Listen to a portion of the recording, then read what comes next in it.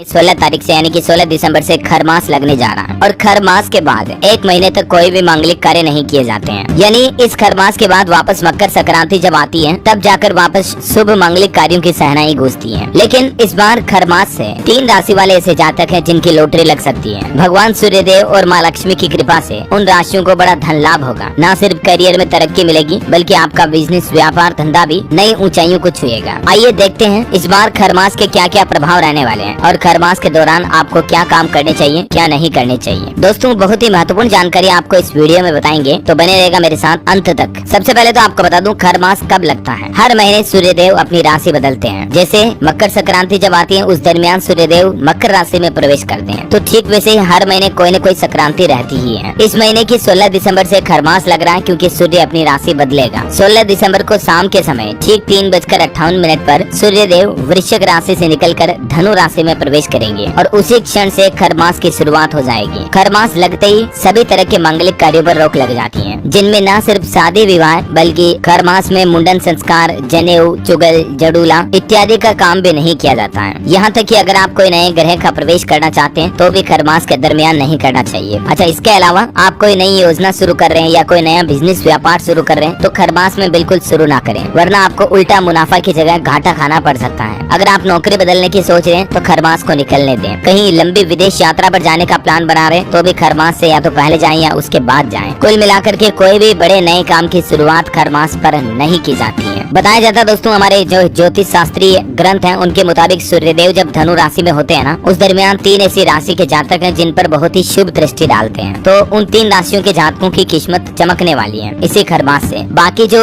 राशि चक्र की 12 राशियां होती है उनमें से 9 राशि वालों को थोड़ा सावधान रहने की जरूरत है, क्योंकि दोस्तों धार्मिक मान्यताओं के मुताबिक खर मास के कारण गुरु का बल भी कमजोर हो जाता है और शुभ कार्य के वक्त सूर्य और गुरु दोनों का ही शुभ स्थिति में होना जरूरी है। यही वजह है कि खर मास के समय कोई भी शुभ कार्य नहीं किया जाता है। हालांकि दोस्तों खर महीना जब चल रहा हो यानी कि खर मास के जब दिन चल रहे हो ना, उस दरमियान उन दिनों उन महीने में आपको कुछ काम ऐसे हैं जो जरूर करने चाहिए। जैसे रोजाना सुबह उठकर आप सूर्यदेव की पूजा करें और अर्घ्य करें, ताकि सूर्य धनु राशि से आपके नवम भाव की दृष्टि में अच्छी दृष्टि बनाएंगे, ना कि कुदृष्टि। इसके अलावा भी अगर आपको मौका मिले, समय मिले, जप तप दान आदि करने से आपके जीवन के सभी प्रकार के कष्ट समाप्त होंगे। सूर्यदेव की आराधना करना आपको बहुत ही शुभ फलदायी देगा। खर मास के महीने में गाय, गुरु, ब्राह्मण और सन्यासियों की सेवा करनी चाहिए। दान पुण्य का विशेष महत्व हो जाता है, तो आप जो भी आपके साधु संत हैं या आपके आसपास जो भी गरीब व्यक्ति रहते हैं उन्हें थोड़ा बहुत दान धर्म जरूर करें। अच्छा, अगर आपके आसपास गंगा नदी या यमुना जिस तरह की कोई पवित्र नदी है तो आप उसमें स्नान कर सकते हैं, या नदी नहीं है, नदी के बजाय तालाब, झील वगैरह में आप जा सकते हैं। लेकिन ध्यान रहे दोस्तों, बड़े बांध में नहाने के लिए ना जाएं, कहीं डूबने का खतरा भी बना देता है। कुल मिलाकर के खर मास में एक बार आपको पानी में डूबकर स्नान करना चाहिए। ये मतलब बहुत ही अति शुभ माना जाता है। अगर मौका मिले तो किसी पवित्र तीर्थ स्थान पर जाएं। नहीं मिल रहा है कोई दिक्कत नहीं है, आप अपने आसपास गांव में छोटी नदी में भी जा सकते हैं। लेकिन ध्यान रहे, जैसा कि मैंने आपको बताया, सबसे महत्वपूर्ण बात, कुछ न कुछ दान धर्म आपको खर मास पर जरूर करना चाहिए। जैसे गरीब लोगों को आप चप्पल दान कर सकते हैं, अगर उनके पैरों में चप्पल जूते नहीं है तो। सर्दियाँ अभी चल रही है दोस्तों, तो आप कंबल दान कर सकते हैं, ऊनी कंबल जो गरीबों के ओढ़ने बिछाने में काम आएंगे, है ना। तो ये तो खर मास से जुड़ी कुछ खास और सामान्य बातें मैंने आपको बता दी। अच्छा, कुछ और महत्वपूर्ण बातें जो आपको ध्यान रखनी चाहिए, जैसे कि खर मास के महीने में विवाह हुए पति पत्नी का वैवाहिक जीवन सुखमय नहीं होता है, और इसीलिए वैसे तो खर मास में शादी विवाह के योग होते नहीं है। अगर आप भाग कर लड़का लड़की लव मैरिज करना चाहते हैं, प्रेम विवाह, तो भी ध्यान रखें आप थोड़ा खर मास को निकलने दें, उसके बाद भाग जाना कोई दिक्कत नहीं। और हो सके तो भाग कर शादी करने के बजाय अपने परिवार वालों से, घर वालों से बातचीत करके उन्हें मनाने की कोशिश करें, ये सबसे बेहतर है। अच्छा, खर मास के महीने में जैसा कि मैंने बताया ना कि गृह प्रवेश नया नहीं करते हैं, लेकिन दोस्तों अगर नए भवन का निर्माण कार्य भी शुरू कराना चाहते हैं ना, तो भी खर मास निकलने दें। मतलब नीम का मुहूर्त वगैरह ये भी खर मास में नहीं किया जाता। और कोई बड़ी संपत्ति खरीद रहे हैं आप, जैसे जमीन, प्लॉट, मकान, है ना, कोई नई गाड़ी ला रहे हैं या बड़ी कार वगैरह ला रहे हैं, तो खर मास पर ना खरीदें। खर मास के समय बिल्कुल भी ना खरीदें। ध्यान रहे, ये चीजें अशुभ मानी जाती है। इसीलिए तो मैंने आपको बताया ना कि कोई भी मतलब नया कार्य या शुभ कार्य, कोई नई शुरुआत, शुभ शुरुआत करनी ही नहीं है खर मास के महीने में, ठीक है। और अब देखते हैं सबसे महत्वपूर्ण कि ये खर मास का महीना 3 राशि वालों के लिए बहुत ही लकी साबित होने वाला है। और वो राशियाँ कौन कौन सी है, वो भाग्यशाली राशियाँ जिनकी किस्मत भगवान सूर्यदेव के प्रकाश की तरह चमकने वाली है। आप खुद यकीन नहीं करोगे कि यार खर मास का महीना तो इतना बुरा होता है, लेकिन हमारे लिए तो इतना अच्छे अच्छे काम कैसे हो रहे हैं, कैसे हो रहे हैं। तो होंगे वो, क्योंकि सूर्यदेव साक्षात आपकी कुंडली में आकर अपने प्रकाश, अपने तेज, अपने ओजस का आशीर्वाद बनाएंगे खर मास पर आपके लिए, तो जिनका शुभ फल तो आपको मिलना ही है। आप खुद यकीन नहीं करोगे कि यार 2024 मकर संक्रांति के पहले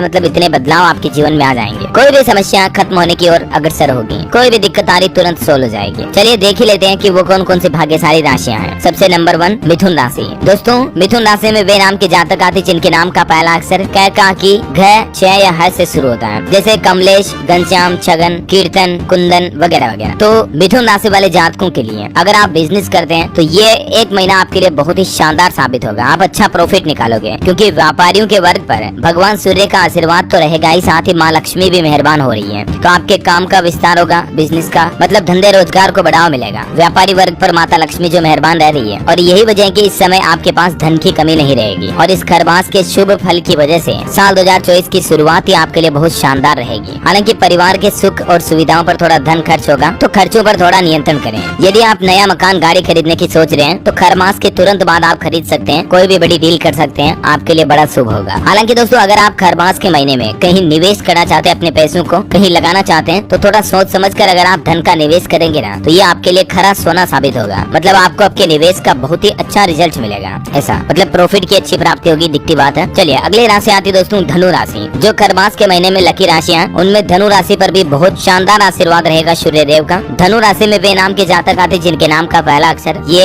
या फिर भय भाभी से शुरू होता है। ठीक है, धनु राशि वाले जातकों को खरमास में भाग्य का साथ मिलेगा। आप जो भी कार्य करेंगे उसमें आपको सफलता प्राप्ति की भरपूर संभावना दिख रही है। पारिवारिक जीवन सुखमय होगा, जीवन साथी का भी आपको भरपूर सहयोग मिलेगा। मतलब पति पत्नी दोनों मिलकर एक साथ आगे बढ़ेंगे जीवन में। आपको आपके पार्टनर का भी अच्छा सपोर्ट मिलेगा। आपके लिए भी नया मकान नई गाड़ी खरीदने का योग बन रहा है, तो अगर आप प्लान बनाते हो तो खरमास निकलने के तुरंत बाद खरीद सकते हैं। ऐसा भी लग रहा है कि आप घर वालों को सरप्राइज कर सकते हैं। लक्ष्मी जी की कृपा से धन की कमी दूर होगी, आर्थिक पक्ष पहले से मजबूत होगा। हालांकि इस दौरान आपके लिए एक सलाह भी निकल कर आ रही कि आप किसी को धन उधार ना दें, वरना खरमास या आसपास के दिनों में दिया हुआ उधार धन आपका डूबने पर ज्यादा जाएगा, वापस आपको नहीं मिलने वाला। तो इसलिए उधार देते समय थोड़ा बच कर या सीधा सीधा मना ही कर दो। अगर आपको लग रहा है कि कोई इमरजेंसी है, किसी की मदद करनी ही है, उस दरमियान तो मदद करनी चाहिए, फिर चाहे वो पैसे वापस आए या ना आए, ये तो हमारा मानवीय धर्म बनता है। लेकिन अगर आप यूं ही हर किसी को उधार पैसों के रूप में दे रहे हो, किसी को 5,000 दे दिए, 10,000 दे दिए, 20,000 दे दिए, फिर वो वापस नहीं आने वाले हैं। और आएंगे तो वो इतने